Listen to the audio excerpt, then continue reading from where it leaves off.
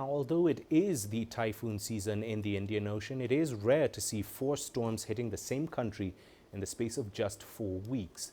To understand this unusual phenomenon, we spoke to Dr. Richard Muita. He is an Assistant Director of Climate Services at Kenya's Meteorological Department.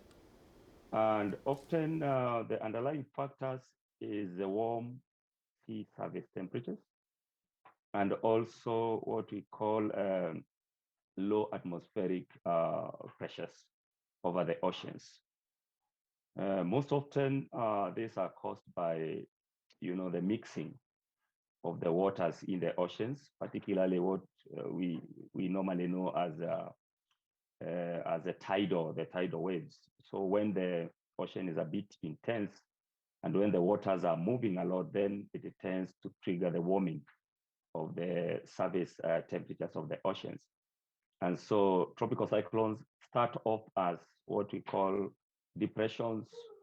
Then if they continue to develop, they become storms. And eventually when they are very strong, they turn out to be tropical cyclones. And so we are still expecting that because we are within the tropical cyclone seasons, then we are likely to see more of this happening.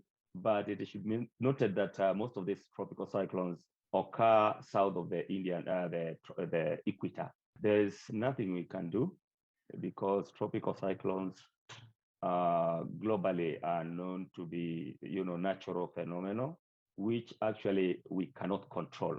However, when we have what we call early warning information, then we can develop what we call early action in terms of preparedness.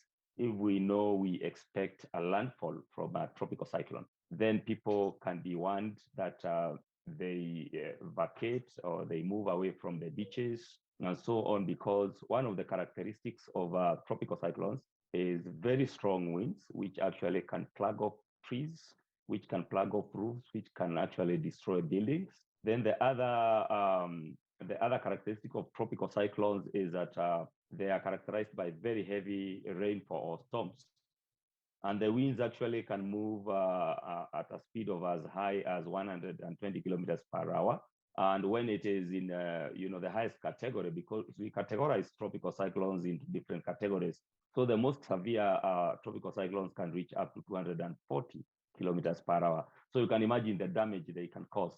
And so the only thing we can do is to have early warning, tropical warnings and alerts, so that the areas that may be hit by the tropical cyclones can be evacuated